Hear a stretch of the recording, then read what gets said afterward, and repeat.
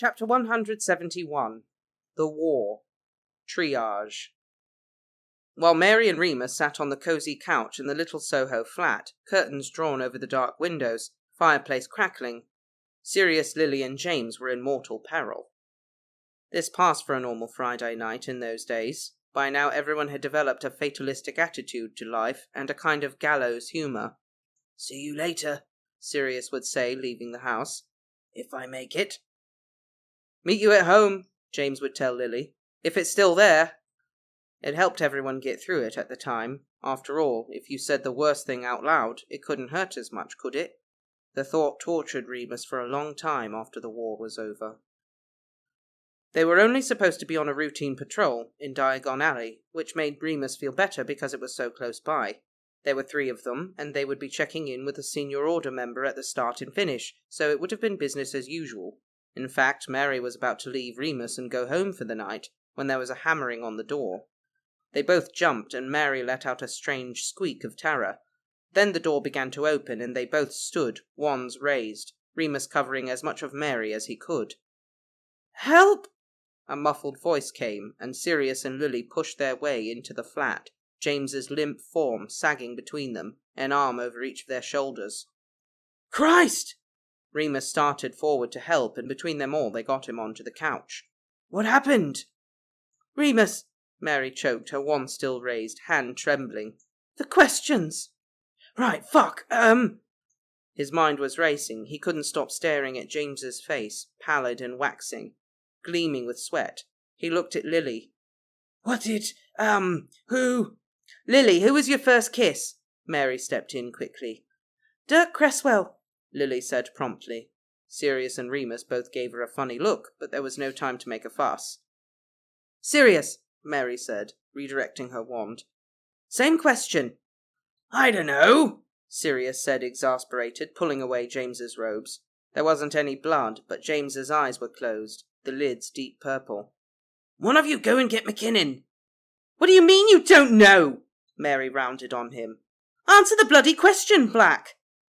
"I can't, I really don't know. It was some muggle girl in a cinema. Moony, tell her."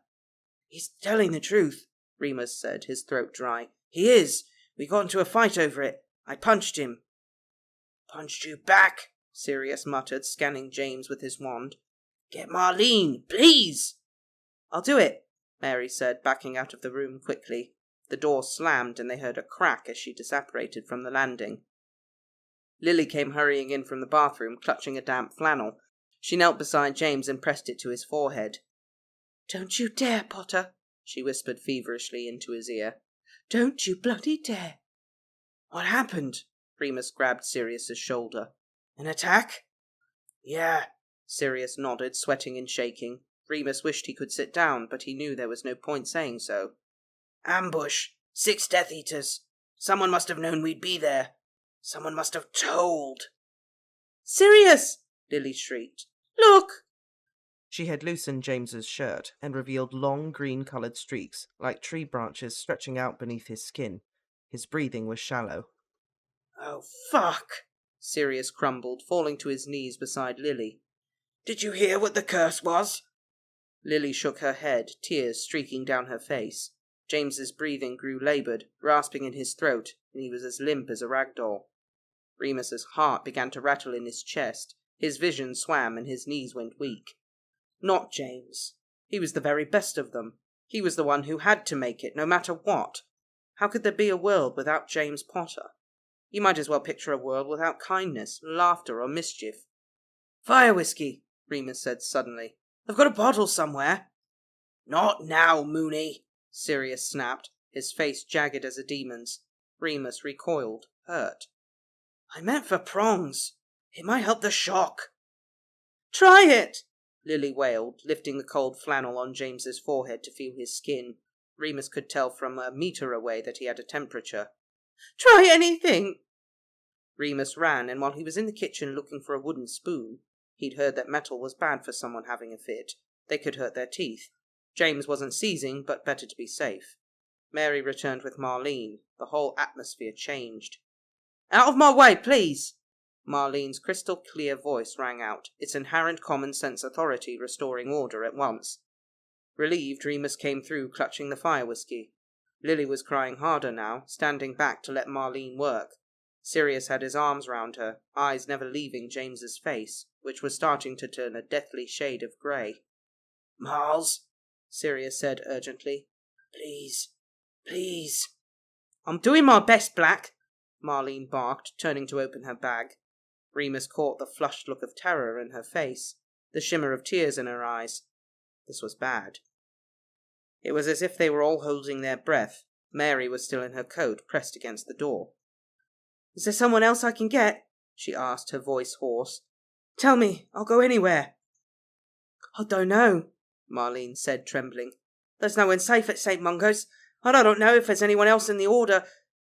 Memmeline, maybe, but she's in Hungary or somewhere." "You can do it, though, Miles," Lily said desperately. "You can heal him." "I don't know. What was the curse?" "We don't know," Sirius said. "It was wordless." "What about a bezoar?" Mary asked. "That's for poison," Sirius shot back. "He was cursed." "Yeah, but still, isn't it worth a try?" "I don't have one anyway!" Marlene let out a sob. She was really crying now, her hands hovering over James's body, shaking. His breathing was coming slower and slower. Remus could still hear his heart beating, but that was getting weaker. A long, syrupy thwomp. They had to do something. "Can you describe the curse?" he asked, his brain ticking. "It was wordless," Sirius repeated impatiently. "No, but could you describe it?" Remus persisted firmly. "A light, colour, a smell." "I'm not like you, Remus. I'm not." Sirius ran his fingers through his hair, frowning. "Blue," Lily said, sniffling. "There was a blue light, wasn't there, Sirius?" "Yeah." He nodded, lighting up. "It was blue and kind of jagged, like a dart."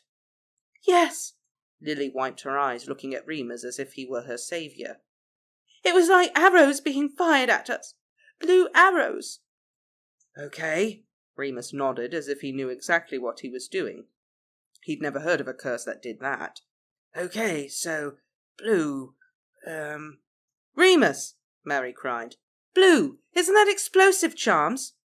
"Yeah." He jumped on it eagerly, then frowned.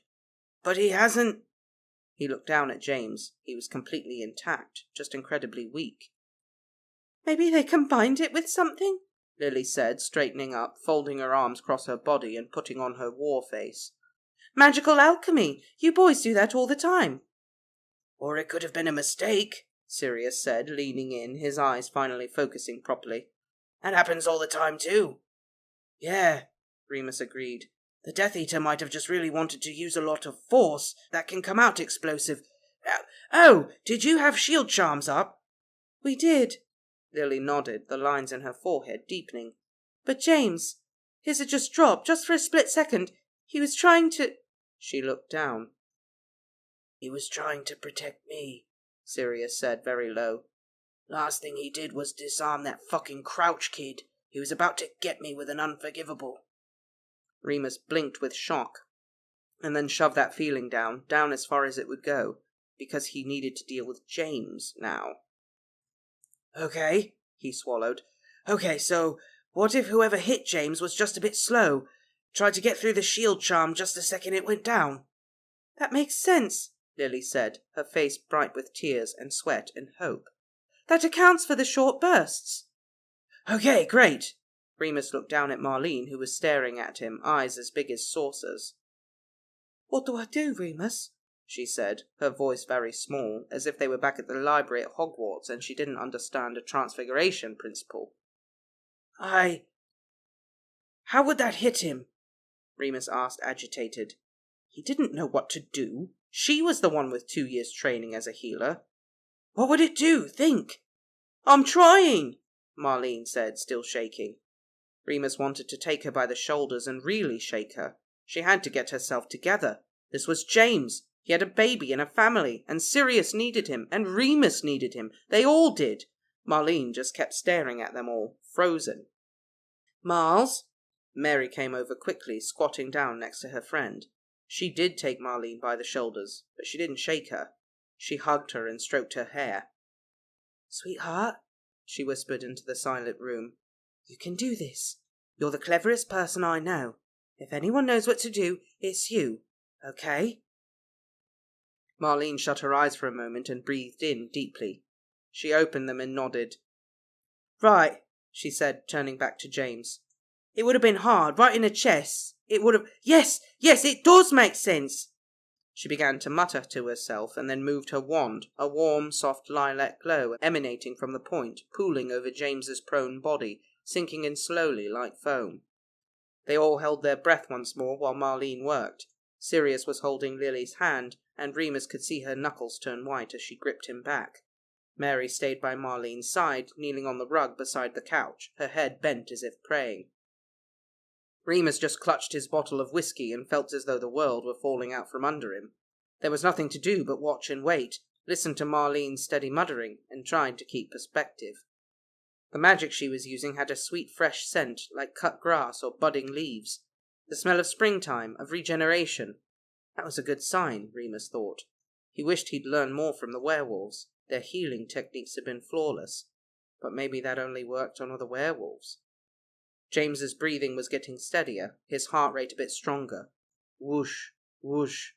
Remus could hear his blood pumping faster already. "It's working," he said, getting a bit closer to hear better. "You're doing it, Marlene." "Oh, thank you," Lily said, covering her eyes with her hands. Thank you. Marlene stopped muttering and felt James's pulse. She sighed with relief and nodded. "Stable," she said. Then, looking up, "Might as well give him a stab of that whiskey, Remus." After they'd got a bit of that down him, Marlene gave James a strengthening potion. He was getting a bit of colour back by then, and his chest was rising and falling evenly. They were out of the woods. Still, Marlene didn't want him moved, not until he'd regained consciousness. "He can stay here," Remus said. "Of course he can. It's safe, isn't it, Padfoot?" Sirius was watching Remus across the room. He was thinking, Remus could tell. He had his problem face on. For some reason it made Remus go cold. "Padfoot?" "Yeah," Sirius said slowly. "But we thought Diagon Alley was safe enough." "Well, he's here now," Lily said, getting up from James's side. "He's saying, 'I have to go home. Peter's looking after Harry. He must be so worried. I'll be right back.'" "Someone should go and get Dumbledore," Sirius said abruptly. "What for?" Mary asked. He ought to know we were attacked. He ought to know somebody told the Death Eaters where we'd be." "Sirius!" Mary stared at him, her mouth open. "Are you saying someone in the Order?" Sirius nodded. He didn't look at Remus again. "I'll go," Remus offered. "No," Sirius said. "You can't. You need to stay here. It's not safe for werewolves." "It doesn't seem safe for anyone," Marlene retorted, standing up, wiping her forehead. "You go, Sirius, since it's so important. Remus, Mary and I can stay and look after James."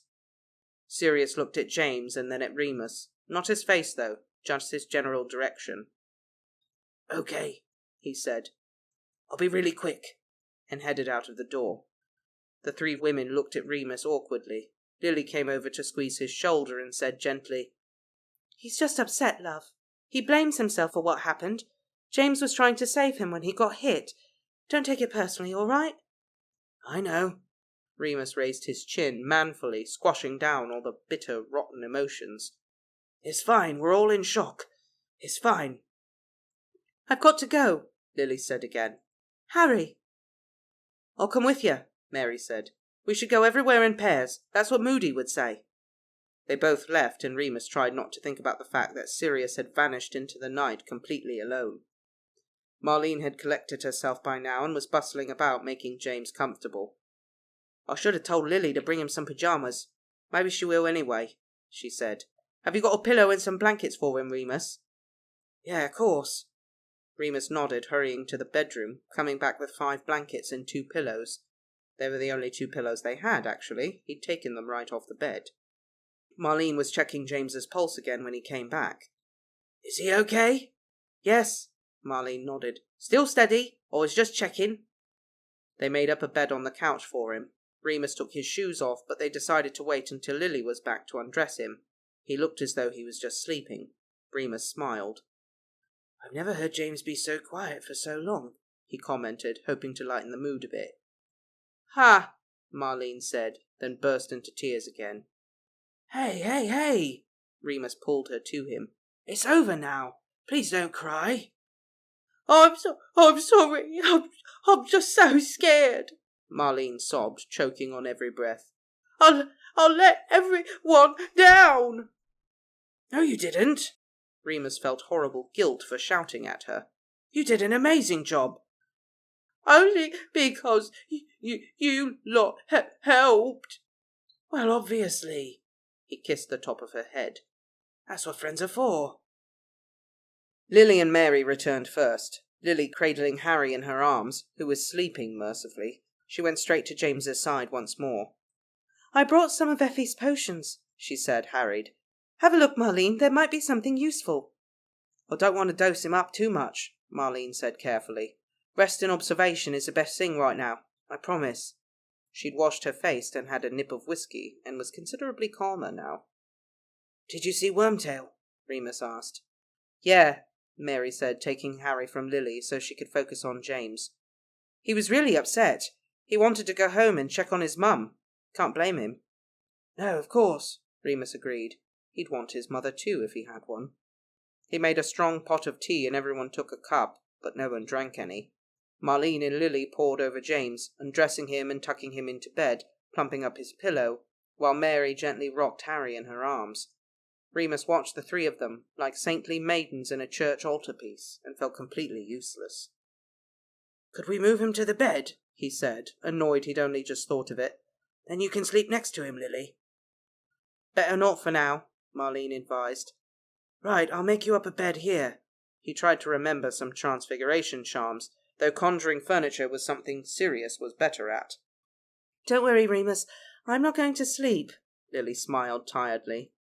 I don't think any of us will, Mary said. I phoned Mum. All right if I stay here too, love? Of course, he nodded. And of course Marlene wouldn't be going anywhere until she was certain James was going to make a full recovery. In the end, they'd agreed to sleep in shifts and take the bed 2 at a time. None of them wanted to go first, of course, and they all settled in for a very long night. Remus leaned against the mantelpiece, listening to James's heart beating across the room. He kept picturing his friend suddenly sitting up, grinning at them. All right, you lot. Bloody hell, who died? Finally, Sirius returned with Dumbledore, and any peace they'd managed to reclaim was shattered. I need to know everything, the old headmaster said, his face severe, eyes burning like the blue centre of a flame. Sirius and Lily began talking. They explained how everything had been routine, standard, boring if anything. They'd done a sweep of Diagon Alley, even Nocturne Alley, and found everything perfectly safe and secure. Then they'd left via the Leaky Cauldron exit, and had decided to walk to the check-in point, as it was a nice evening and not too far. They were supposed to meet Dorcas Meadows in a Muggle cafe on Tottenham Court Road, but they'd been ambushed before reaching it. You couldn't have been followed? Dumbledore asked, looking at both of them. They shook their heads. We made sure, Lily said. They weren't behind us, they were ahead. They were waiting for us. Shit, someone ought to tell Dorcas, Sirius said suddenly. After James got, we'd better get out there fast. There wasn't time. It would not have mattered. Dumbledore waved a hand. Dorcas Meadows is dead. The room fell silent. Harry woke up and started to cry. Lily took him from Mary at once, clutching her son close to her chest. Sirius spoke first. I'm right, aren't I? He looked Dumbledore directly in the face. There's a spy in the Order. Chapter 172. The War. Summer, 1981. After months of being regarded as junior members of the Order, the Marauders and their friends suddenly had all eyes on them. At the next Order meeting, which James insisted on attending despite his weakened state, there were definitely whispers. 7 kids. 3 of them wealthy heirs to mudblood houses. 2 Muggle-born. A werewolf. A novice healer. What made them so special? Could they be trusted? They had survived the war so far, against all odds. Were they just lucky, or was there something more to it? Who were these kids who'd escaped 6 Death Eaters and somehow reversed an almost incomprehensible curse? They gathered in a small cottage somewhere in the Peak District. It was a small living room, but the Order was small by then. At the end of the regular meeting, which had really become more of a remembrance service for people they'd lost since the last time they'd met, Dumbledore asked Lily and James to stay behind while everyone else headed home. In turn, James asked Remus, Sirius, and Peter to stay. "Are you sure?" Sirius whispered urgently. "After everything that's happened?" "After everything that's happened, I want my best friends nearby," James replied. Remus felt a swell of pride at that to James. Good sportsmanship extended to every element of his life. To mistrust the people he loved would be highly dishonourable. Sirius folded his arms, but didn't argue. James sat in a chintz chair, his back straight, his face set. He looked perfectly healthy, unless you really knew him. His cheeks were more hollow, his skin paler, and though everyone was pretending they hadn't noticed, his jet-black hair now had a few threads of grey. Lily had brought a blanket to lay over his lap, but he kept pushing it off irritably. "I'm fine," he muttered under his breath. "Leave me be." "There's no need to be like that," Lily hissed back. She was looking a lot paler too, her tired face lined with worry. Remus had never seen Lily and James snap at each other before. It was horrible. Harry was fussing, flailing his arms and making a face. Lily was taking no chances now. They went everywhere as a family, or nowhere at all. "Shh!" She jiggled him on her hip. "Quiet now. Mummy and Daddy are busy." "Give him here." Sirius held out his arms. "We'll have a little play, won't we, Harry?" He lifted the little boy up, and Harry squirmed and giggled delightedly. He wasn't saying many words yet. Da, mama, no, and for some reason, bike, were about the extent of it. But he knew his godfather. Remus wondered if it was the smell of old leather. His own experiences with Harry were hit and miss. They got on okay until the kid started crying, and Remus was no good at pretend play like Sirius was. The pair settled down on the living room floor, Sirius with his legs splayed out, Harry between them. Sirius pulled the little toy train out of one of his jacket pockets, and Harry began pushing it across the bumpy rug, burbling happily to himself. Sirius beamed at him. He was so good with children. Remus felt a weird sense of dissonance. Did Sirius want kids of his own one day? They'd never discussed it, and Remus had never had the slightest interest. He didn't feel qualified to be a parent, and he wasn't sure he ever would. Maybe it was that, then? Maybe that was why Sirius was acting so strangely? Remus's private worries were interrupted then by Dumbledore, who cleared his throat, commanding everyone's attention. "We have reason to believe," he said quite calmly, "that Voldemort's focus has changed." Everyone looked up, even Sirius. "We've received some information that the Dark Lord has become aware of a prophecy that was made early last year, which seemed to refer directly to him." "A prophecy?" Peter leaned forward. "What prophecy? What did it say?" "It is better that we share only the most pertinent details," Dumbledore said sharply, "particularly in mixed company." Everyone looked round the room. Remus felt a bit queasy. He did not consider the people congregated to be mixed company. They were his friends, his comrades, and the people he trusted with his life. He tried to catch Sirius's eye, hoping for some reassurance, but Sirius quickly looked away. "So he's changed his focus," James said, breaking the discomforting quiet. "What does he want now?" "In short, Mr. Potter," Dumbledore said directly, "he wants you. Or rather, your son." Lily let out a horrible gasp, her hand flying to her mouth. James gripped the arms of his chair. Peter had an odd sort of nervous spasm. Sirius gathered Harry up and stood up at once. "What?" "I am sorry," Dumbledore said steadily, "but I have it on very good authority." "Whose authority?" Lily asked, sounding strangled. "That I cannot say. I will not place anyone else in danger." "There's a spy, then," Peter said, wringing his hands anxiously. "On their side, I mean." "I cannot say," Dumbledore repeated. "Well, you better say something useful," James returned, almost shouting. "What do you mean, my son? How can Voldemort even know about Harry?" "We can't trust anybody," Sirius said quietly. James turned to look at him, a look of pure disbelief. Inwardly, Remus was relieved. James trusted his friends. Of course he did. Sirius was being paranoid. "But why Harry?" Lily asked shrilly. "Voldemort believes that Harry will one day grow up to defeat him." "Is that what the prophecy said?" Dumbledore inclined his head slightly, as if considering this. "It is what Dumbledore believes," he said eventually, "and that is the same thing." "You'll have to hide," Sirius said, talking directly to James now. "All three of you. There have to be more charms, stronger magic we haven't tried yet. We'll send you to bloody Timbuktu if we have to." "Padfoot," James said, raising a hand. "Calm down." "I will not!" Sirius shouted, red in the face. For a weird split second, Remus didn't recognize him at all. Harry started crying, reaching for his mother. Lily took him and cradled him close, kissing his fine black hair and whispering soothing nonsense. "Sirius is right," Dumbledore said, still infuriatingly calm. "You will have to hide. Plans are already in motion." "How soon can we go?" James asked. "Today?" "Soon," Dumbledore said. "I will come for you." "Okay," James nodded. "Okay, right. Good." "You will all remain vigilant, I trust," Dumbledore continued, beginning his closing address. He looked at each of them as if to impress the gravity of the situation.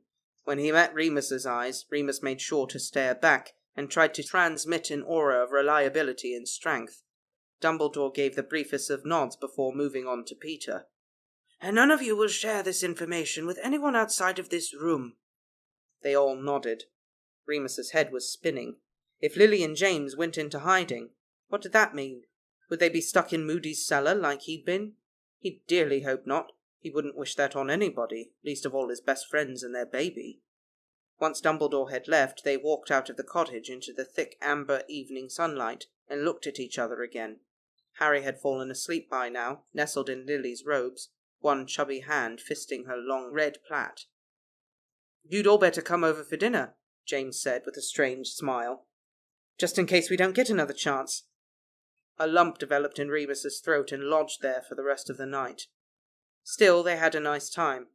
Gully, the house elf, prepared a full Sunday roast at short notice. Glorious roast beef, golden roast potatoes, and fluffy Yorkshire pudding, 2 kinds of stuffing, mouth-watering rich dark gravy, carrots, parsnips, peas, broccoli. Remus hadn't eaten on that scale since Hogwarts. Before they began, James raised his glass to a toast.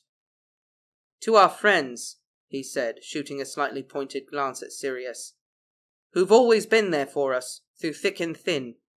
Lily, Harry, and I love you all so much." Remus had to excuse himself after draining his glass. He spent a few minutes composing himself in the downstairs loo.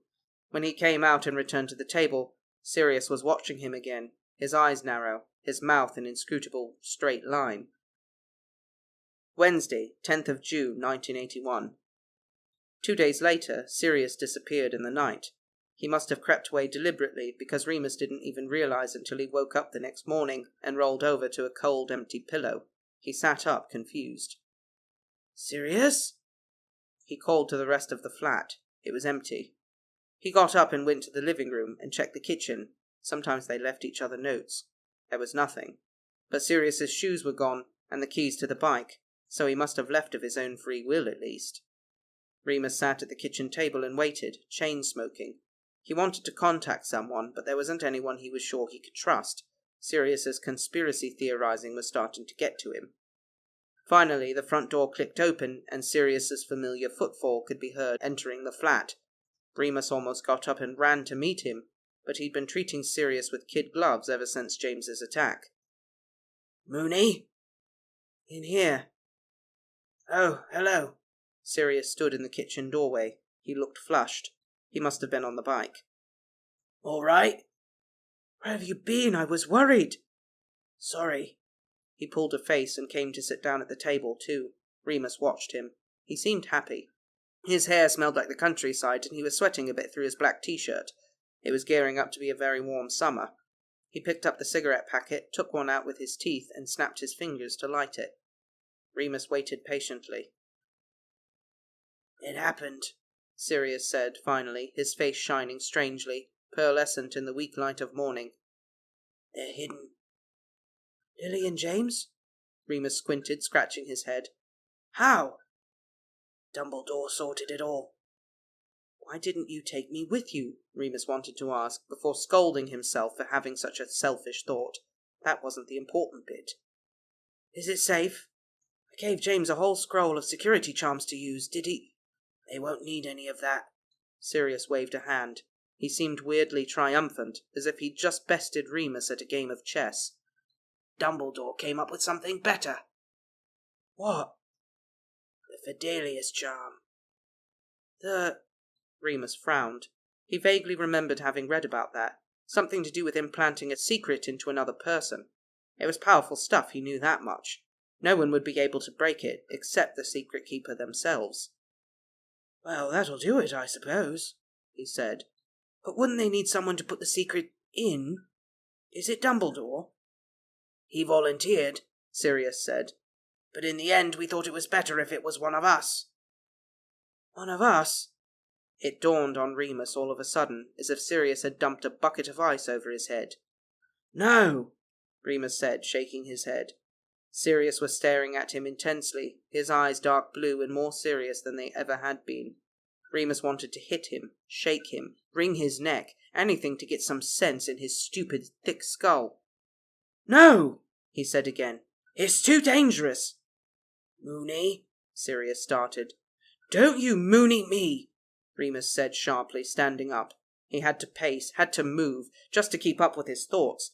It's stupid. It's the stupidest idea you've ever had. It's not my idea. Don't tell me you didn't volunteer, Remus rounded on him, furious. Don't tell me you didn't jump at the chance. To help my best friends, to help Harry, of course I did. Sirius was shouting too, and it was awful. Find someone else, Remus begged. Anyone, I'll do it. You can't, Sirius shook his head. It has to be me. You know it does. No! You can't just keep saying no. It's done. It's dealt with. Remus really thought he was going to hit Sirius for a moment. Hit him or burst into tears like a child. He did neither.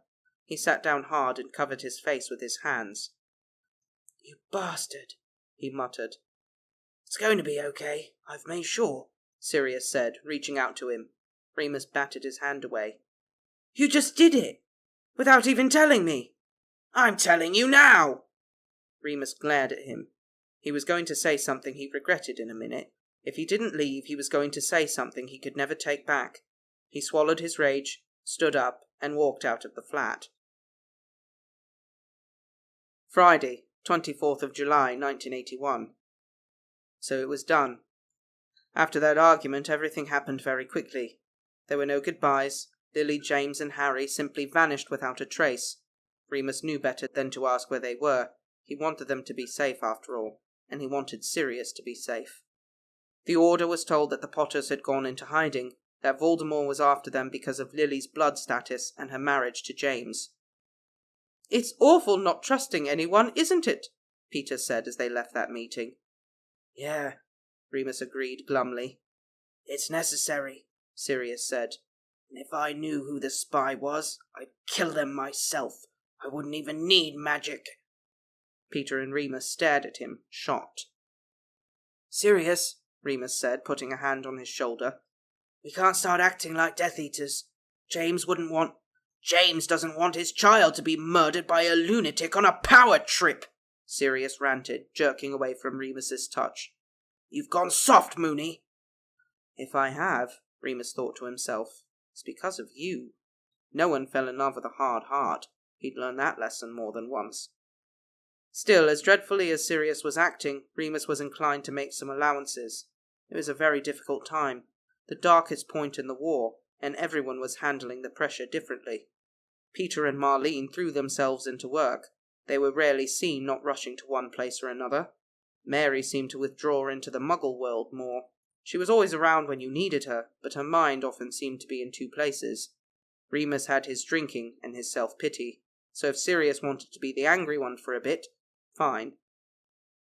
But it was still a war. War does not make allowances or give anyone time to catch their breath. It is relentless and unforgiving, and unimaginably cruel. It was only a week or so before Harry's first birthday. Sirius had just got in from Diagon Alley. He'd gone in search of something appropriate for a 1-year-old, and instead returned with an actual broomstick. "Sirius!" "Oh, come on, Moony, it's only little." "He's a baby." "Got to train him young if he's ever going to play for England." Remus laughed indulgently and sipped his tea while he watched Sirius wrap the toy. He hadn't seen him so happy in a while, and it was so nice. Then it happened. There was a strange scent first, which only Remus picked up. Familiar and friendly. Magical. Then in a flash of bright light, an enormous silver Patronus burst through the wall. It was a lioness, and it prowled round the room, snarling. "Fucking hell!" Sirius leapt up, backing away. The huge cat looked at them both with plaintive eyes, and opened its mouth. The scream that emanated from it was bone-chilling, and all too familiar. It was Mary. "Help!" it wailed. "Hollyhock House!" And then it vanished. "That's the McKinnon's address," Remus said, getting up to put his shoes on. "Where are you going?" Sirius asked. "To help Mary," Remus said impatiently, fumbling with his laces. "Come on." "Moony, no," Sirius said. "We can't. We have to follow protocol. Contact Moody, or Arthur, or Frank, or—" "Fuck protocol!" Remus shouted. "It's Mary. She asked for help and I'm going. Stay here if you want." Of course Sirius didn't stay. They arrived outside Hollyhock House maybe 10 minutes after getting Mary's Patronus. Neither of them had ever been to Marlene's home before, though she'd described it a few times. It was a lovely old Tudor-style cottage, located a few miles outside of a village in Sussex. There was a long garden path, with a border of bright pansies and geraniums, red, purple, yellow, pink. The front door was painted a soft dusky green, and if you craned your neck you could just make out the tops of 3 Quidditch hoops in the back garden. It might have been pretty anyway, but not today. Mary was standing at the top of the path by the roadside, frozen, staring blankly up at the blue sky. The dark mark hung over the yellow thatched roof, an enormous black cloud, the unmistakable shapes of skull and snake. "No," Remus gasped. Mary turned to him with tears in her eyes. "They're all dead," she said. "Are you sure?" Sirius said, taking a few steps up the path, wand raised. "Yes," she said. "Yes, they're all lined up, very neatly." "What?" He looked back at her, frowning. "Lined up. In a row," she repeated. She swayed for a moment, and Remus put his arms round her in case she was going to faint. She leaned into him, weeping silently. "Stay with her," Sirius said, continuing up the path. Remus began to tremble. It was like a nightmare, like a horror film. He watched Sirius approach the door, push it open, called inside. "We were supposed to meet for lunch today, but she never came," Mary whispered against Remus's shoulder, still clinging to him. "I thought she was just busy at the hospital. I tried to find her after work, but they said she'd never gone in. So I came here and I—" "It's okay," Remus said. Because what else do you say? "The mark was there and the door was open and—" "Oh God, Remus, all of them. Her mum and her stepdad and Yaz and Danny. Just lying there. Oh my God, their eyes." She began to sob in earnest, and Remus held her tighter, feeling his insides turn to water. Sirius came out of the house. Even at a distance Remus could see the look of horror on his face. He made his way quickly towards them. "I'm going to get Moody," he said. "I'll be back as soon as possible, okay? Don't go in there." And with that he disapparated with a loud crack. "That's it!" Mary cried, hysterical. "It's over! I can't do this anymore." Chapter 173. The War. Autumn, 1981. Nobody knew who had killed the McKinnons, and nobody knew why. There were theories, of course, the most logical being that with Danny and Marlene in the order, they were simply an obvious target. Some people wondered if it was because of Marlene's connection to James and Lily, because she'd healed James. Others thought she'd made too much fuss about werewolf rights at work. In the end, none of it mattered. Not to Remus. Why try to make sense out of something so senseless? Due to Danny's previous celebrity status, the murders were front-page news. There was a huge picture of him in the Daily Prophet from his Cannon's days. Broad, sunny face, robes billowing. No scars. A smaller picture of Marlene must have been taken for work, because she was in her uniform.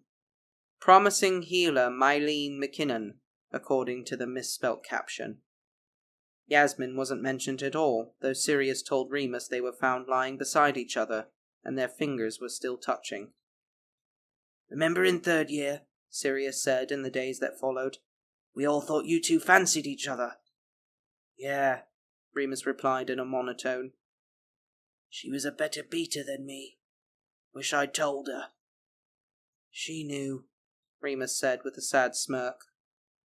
Mary was not heard from a long while. Marlene's death hit her harder than anyone. They'd been practically inseparable since they were 11. Remus remembered how annoying he used to find them, before he figured out that girls were just people too. He remembered her quiet patience, her bouts of fiery passion, the petition to remove the Whomping Willow when she was just 13 because someone had been hurt, and Marlene could never stand to see anyone hurt, not if there was something she could do about it. If any one of them had it in them to change the world, it had been her. But no more. Another September rolled round, and as always Remus was reminded of his childhood and Hogwarts. The scent of parchment, new ink, leather book bags and sealing wax. A sense of fresh beginnings, of change. How can it have been a full decade since he'd arrived at King's Cross, scrawny and angry and neglected? So much had changed since then. He'd become a man. He'd learned more than he'd ever thought possible, achieved things he'd never dreamed of. His horizons had been expanded again and again by education and magic and friendship and love. He wasn't completely different, of course. Remus didn't kid himself. His temper hadn't really gone anywhere, nor had his proclivity to repress bad feelings, only to lash out when things got too much. But he thought he'd been doing better, at least with the people he loved, at least with Sirius. He'd opened up and revealed more of himself to Sirius than anyone else. He'd shared feelings which every instinct told him to keep hidden. It hadn't always been easy. They had fought, they had shouted, they'd cried, but it had been worth it. At least, Remus thought it had. He wasn't so sure about Sirius. Maybe it was the toll of the war, too many deaths, too many near misses. Maybe it was the separation from James. Maybe Remus had just tested his patience one too many times. He couldn't put his finger on it. All Remus knew was that something was very, very wrong. It was mid-September by the time he really realized it had happened. Sirius had slipped away from him. They were often apart. Remus had come to see this as a fact of life. Their skills were so different. They had different jobs to do. It was nothing in the service of the war. They were glad to do it, proud to do it. But after some weeks, Remus came to see that this distance was something else, more than just the usual stress. Sirius had pulled back. "Miss you," Remus said one night. It had taken all day to raise the courage of those 2 stupid words. "I'm right here," Sirius smiled tiredly, sitting from across the table, picking at dinner with his fork. And after a while he spoke again. "It'll be over soon. We have to trust Dumbledore, that's all." Remus could have wept. "But you're the only one I trust." Sirius just looked at him sadly. Remus couldn't bear that look. It made him feel stupid for being in love, stupid for caring about anything other than winning the war. Finally Sirius got up. He picked up his plate and dumped the contents in the bin. "Got to go," he said. "Moody wants me to check in. Be back late. Don't stay up waiting." He didn't kiss him goodbye. Remus was at a loss. Once again he found himself with a problem that was almost unspeakable. He couldn't ask James or Lily, even if he knew how to reach them. They had plenty to worry about on their own. Peter had never been very keen to hear about anything to do with Remus and Sirius's relationship, and though he was a good mate, one of Sirius's best mates, they really didn't confide in each other like that. Marlene might have helped, but Remus didn't want to think about it. And of course Mary's grief didn't leave much room for romantic advice. Deep down, Remus knew he ought to ask Sirius outright.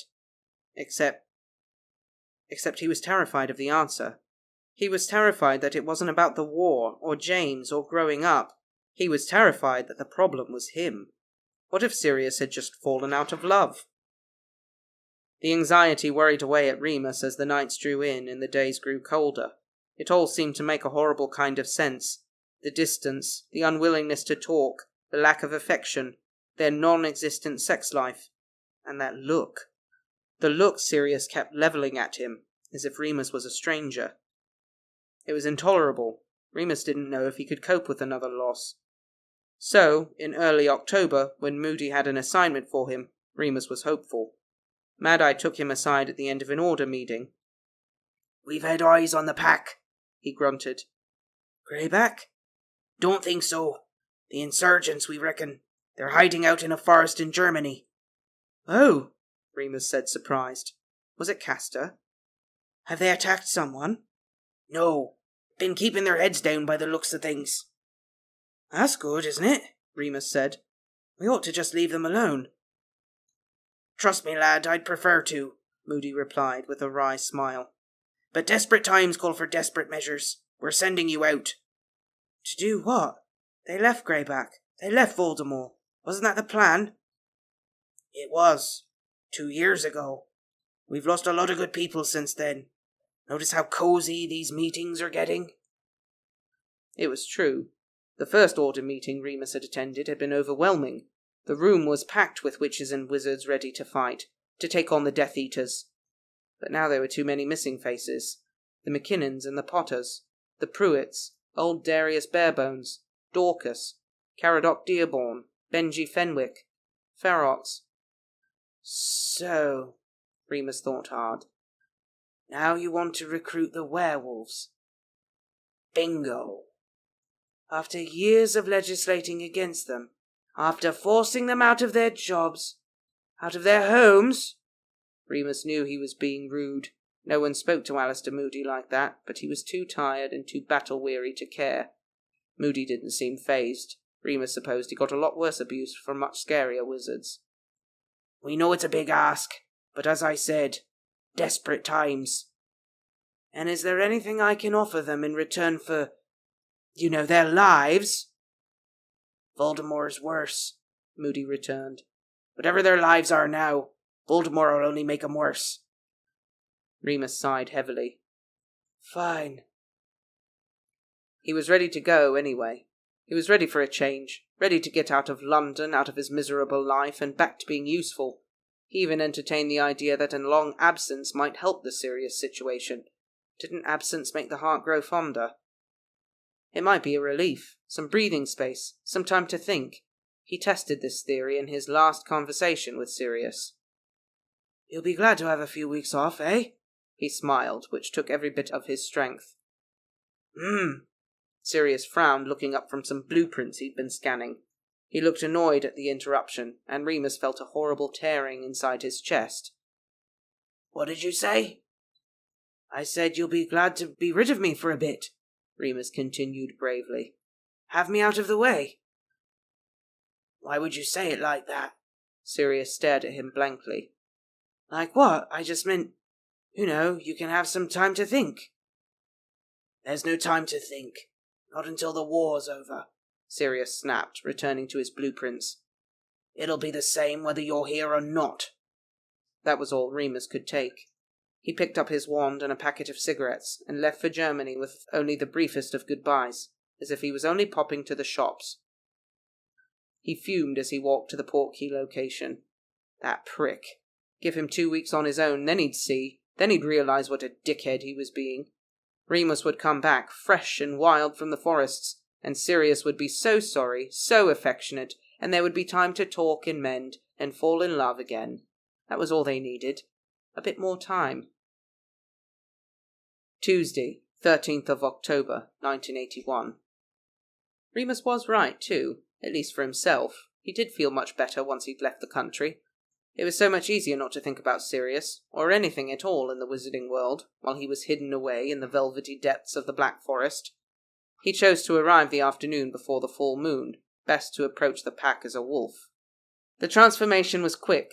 The woods around him were teeming with life and ancient magic, amplifying the razor-sharp power of the full moon. The night itself was as familiar and terrifying as his wolf pelt. The pack around him close to dawn. They welcomed him home with glee and gathered round, throwing back their necks to howl gorgeously up at the night sky until the stars rang with their singing. As they all returned to human form, Remus writhed back into life amongst a scrum of other bodies, and Castor's hands on him, already healing his wounds. "It's good to see you, Remus Lupin." They walked slowly through the trees as the butter-yellow October light filtered down onto the Litterleaf. In the time the pack had been living there, they had constructed a small village of wattle huts to live in. They all curled up to sleep on soft dry moss, with birdsong trilling overhead. Remus woke up without knots in his shoulders, and without his jaw clenched. He was relaxed for the first time in months. Castor lay beside him, so warm and so peaceful, his soft brown skin pressing against Remus's in places. Remembering his humanity, Remus pulled away slightly. Castor's eyes opened and peered into his. "Are you well, Remus Lupin?" "Yes, fine, thanks." He rubbed his eyes.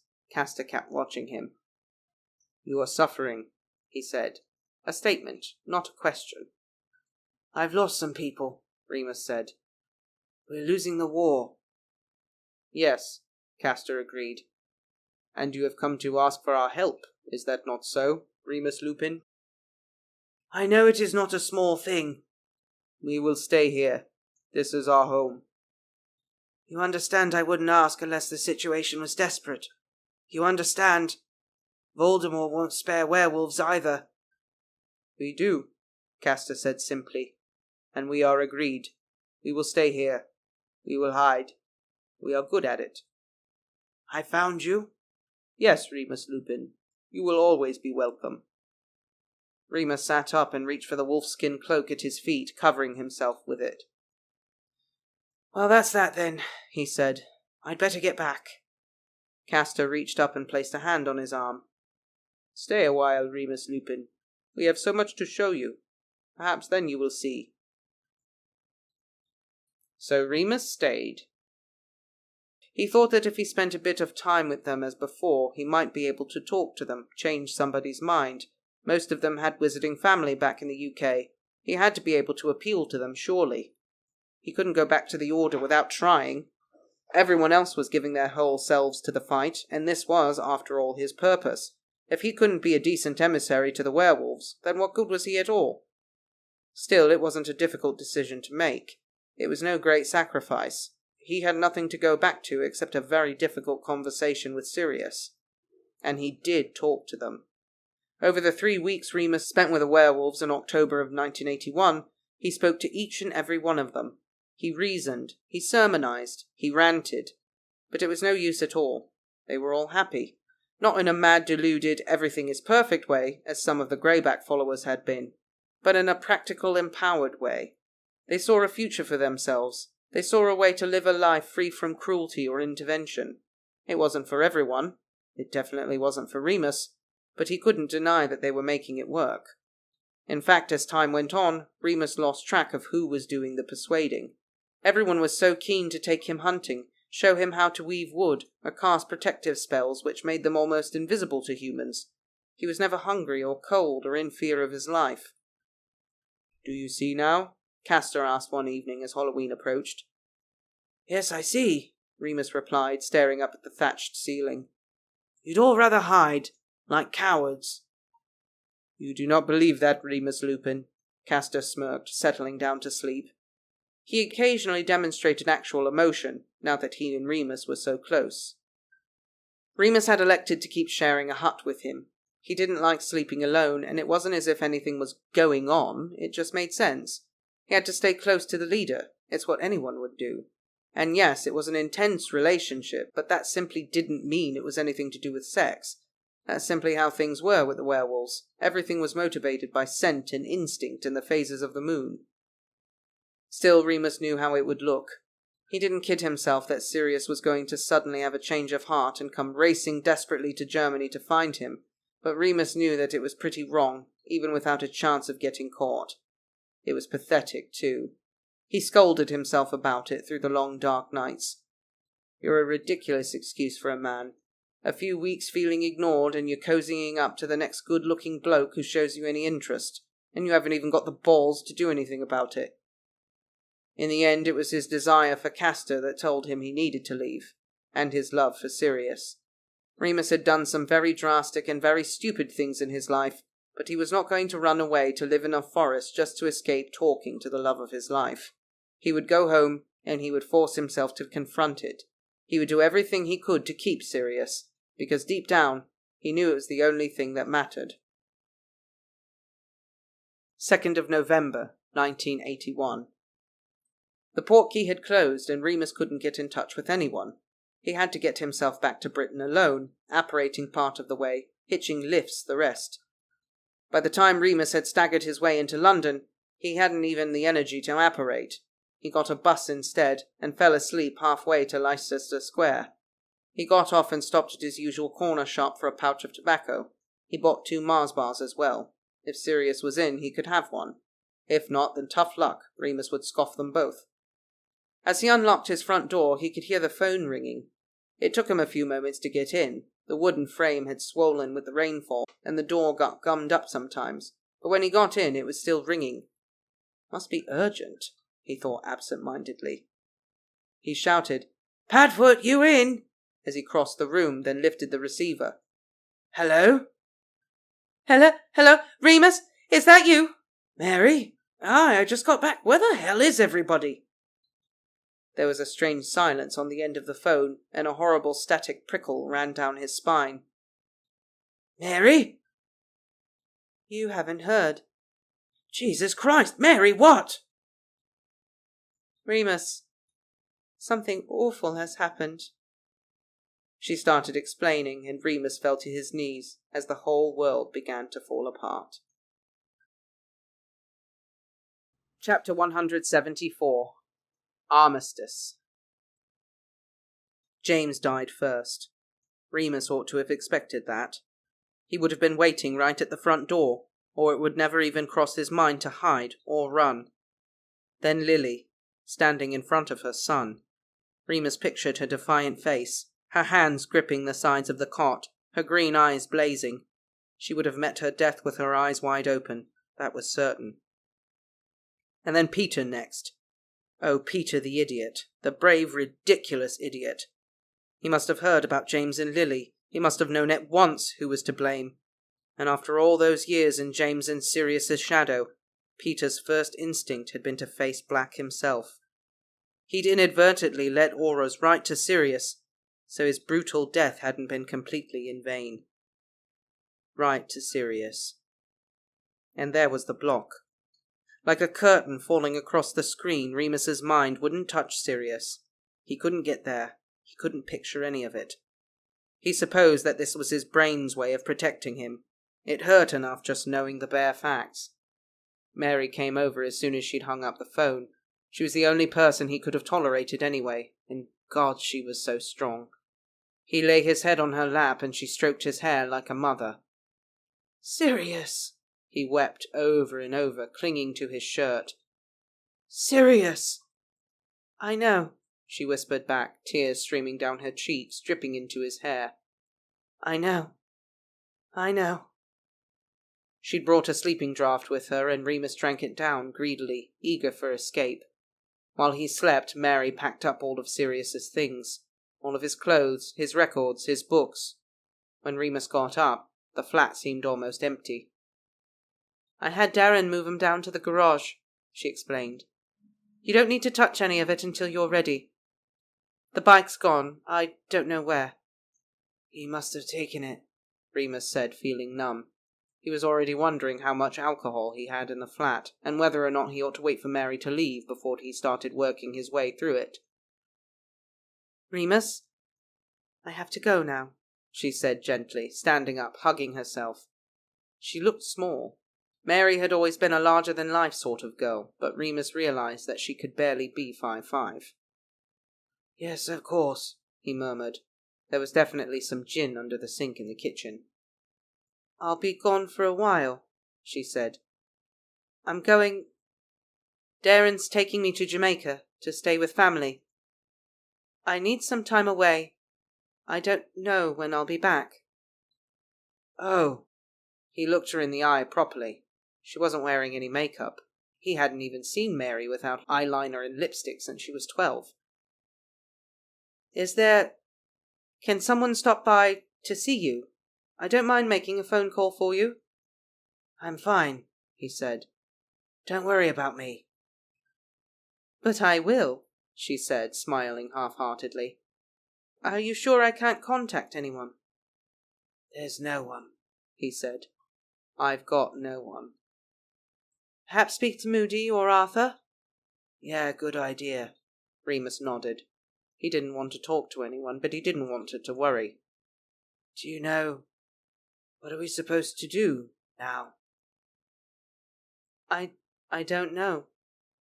Have you spoken to Dumbledore? Ah, Mary snorted. Good luck getting a hold of him. Too busy being congratulated by the ministry. He'll probably be at the memorial service. Remus felt as if an ice blade was twisting in his gut. This couldn't be real. Why us? He said, looking up at her, desperate for answers. Out of everyone. Why is it you and me left, and not Lily and James? Who decided that? It's bollocks! I know, sweetheart, she said softly. I know. He couldn't wait any longer. He went to the kitchen and grabbed the nearest open bottle from the cupboard. Gin, left over from some party or other. He didn't pour a glass. He just drank. Remus, Mary said, chewing her lip, watching him from the living room. I really do have to go. Do you promise you'll get in touch with Arthur? Yeah, he nodded. He just wanted her to leave now. See ya. Goodbye, love. I'll be back. I promise. And she left. And Remus was alone. Chapter 175. 1982. New Year's Day, 1982. Thud, thud, thud, thud, thud. Someone was banging on the door. They'd been doing it for a while now and showed no sign of stopping. If anything, it was getting worse. Remus opened his eyes. His throat was dry and his head hurt. Actually, everything hurt. He'd been sleeping on the couch for weeks. Or months. Who cared? It was uncomfortable, but he couldn't bring himself to enter the bedroom. Most nights he was too drunk to move anyway. Most days he was too drunk. He didn't have hangovers anymore, just breaks between bottles. The kid next door didn't mind running down to the off-license every other day. For him, he was probably making a killing in spare change. The banging continued. "Remus!" The muffled sound came through the door, and whoever was on the other side kept hammering away. "Fuck off!" he shouted, his throat raw as sandpaper. He reached for the nearest bottle on the floor beneath him and swigged from it. He nearly choked on the burning whiskey, but managed to get most of it down, thank God. He couldn't afford to waste one drop of oblivion. "Remus, let me in!" It was Grant. He recognized the voice now. Maybe the scent, too, but his senses had been amiss, ever since... No. He curled up, burying his head in the sofa cushions. He couldn't talk to anyone. He couldn't see anyone. He just needed to be left, to drink and to forget. Please. "Fuck off!" he sobbed, yelling at the door. "Leave me alone!" "No!" Grant shouted back, and the banging got louder still. A relentless, resounding thud, thud, thud. He was actually trying to break the door down, the stupid prat. Remus half considered just casting a silencing spell, but he wasn't sure where his wand was. He rolled over again and got up. There were bottles and cans all over the floor, and they clinked and rustled as he waded through. His arms and legs felt like lead. What day was it? It was cold. He rubbed his arms as he approached the door, shuddering past the chill. He left a window open somewhere in the flat and forgotten to shut it. Oh well. The door was still being thumped as he reached it. The door would splinter if he wasn't careful. "What?" He yanked the door open. Grant stared at him, fist still raised, wide-eyed. His cheeks were pink from shouting, he was breathing heavily. He looked Remus up and down. "Jesus Christ!" he said rudely, pushing his way in. "What's happened? I've been trying to ring you for days. What's wrong with your phone?" "Off the hook," Remus said, slowly returning to his nest on the couch, where it was at least warm. He curled his cold feet under himself and picked up the bottle again. "Fuck's been going on here?" Grant looked round at the mess. He looked at Remus again. "God, he ain't left you, is he?" Remus stared up at him and he couldn't help it. He began to cry. He leaned forward on his knees, dropping his head into his hands, and he bawled like a child. "Shit!"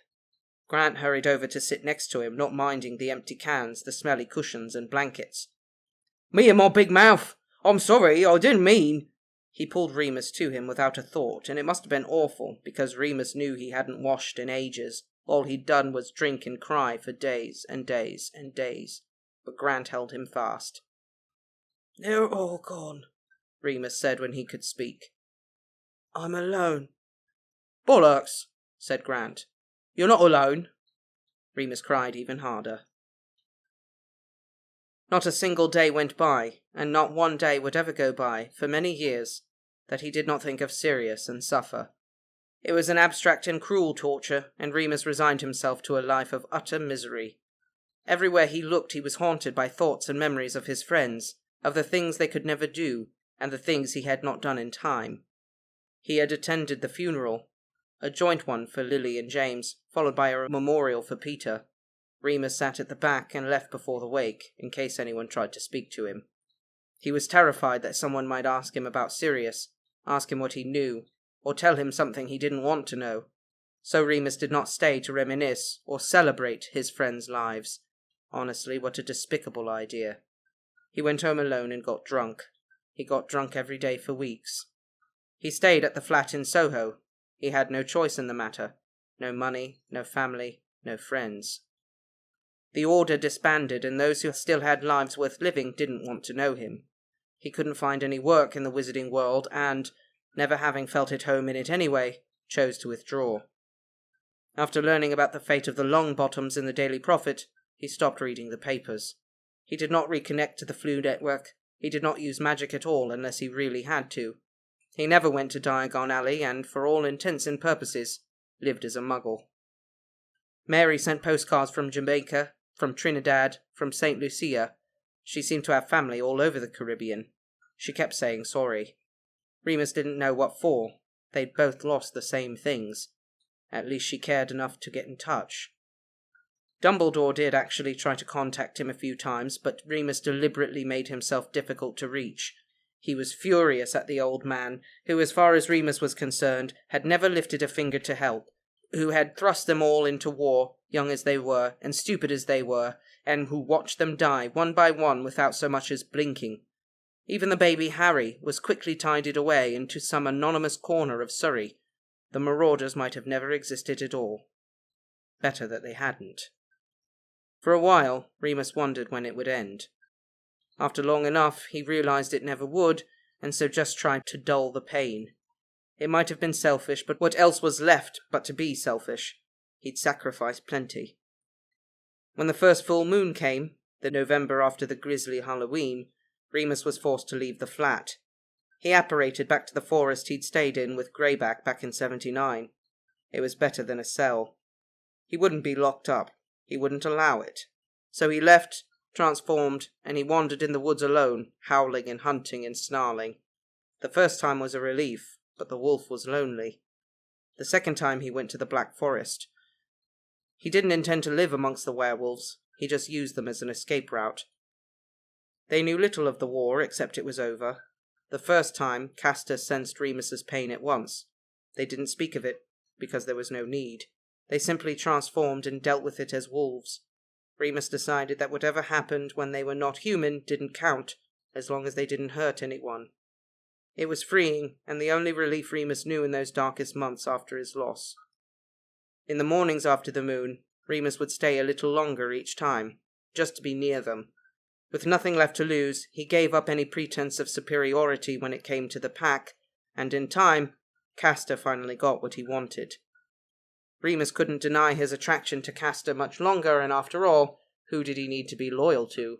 Was he supposed to live celibate for the rest of his life simply because his first love had broken his heart? And there was no love between him and Castor, only animal need, bestial rotting. It was good, but it was only another way to forget. And Remus always returned to London, sore and satisfied. In the human world, Grant still came back for regular visits after that first time. He took the spare key and popped in to check on Remus between his lectures and pub shifts. He was both a help and a hindrance, bringing bottles of Muggle spirits and other substances, whatever Remus asked for. He'd been kicked out of his bedsit for soliciting. Not true, he insisted. The landlady just had it in for him, and now Grant bounced between boyfriends' beds and friends' couches. Sometimes he even stayed with Remus for a night or two, and that was okay. Remus didn't mind. He didn't care very much as long as he had plenty to drink. He needed to be drunk. Before the war ended, it had just been a way to take the edge off, to change his mood. Now it was his mood, the only one he could bear. It was Grant who talked at him, nagged him, dragged him out of bed, and pushed him into the shower when he needed to. He even did the laundry and bought groceries with Remus's remaining dwindling funds. Remus, for his part, behaved abysmally. He made pitiful comments, hurled insults, but Grant paid it no mind and kept returning all the same. "You only come back because you're basically homeless," Remus spat one evening from the couch as Grant collected the rubbish littered round him. Remus couldn't bear the clinking sound empty bottles made. "Yep," Grant replied blithely, carrying on about his business. "That's exactly right, Remus, me old pal. Nothing to do with the fact that I love your dozy ass." Remus snorted disdainfully. Grant didn't know what he was talking about. Love. Remus knew the truth now. He knew that love was just something people said to make you weak, to keep you pliant. Never again. Never, never, never. Miraculously, Grant never once asked what happened, even when Remus began to show signs of improvement, started getting himself up and dressed without hours of nudging, and even when he started leaving the house. Grant never asked why. Remus knew he had ranted in his drunken stupors, pouring out misery and rage about James and Sirius and Lily and poor, poor Peter, and Sirius and Sirius and Sirius. Whether Grant understood half of it, or whether Remus said too much, he never knew, but Grant kept coming back anyway. "I'll keep coming as long as you need me," he'd say cheerfully as he flitted about. "Us care home yobs got to stick together, innit?" Remus didn't believe him. Grant was being nice, but that could only last so long. Nobody stayed around forever. Thank you for watching, and a very special thank you to our supporters on Patreon. If you'd like to help support the channel, you can head over to our Patreon or check out some of the official Bibliobabuli merch. If you're new here, consider subscribing, and until the next video, happy reading.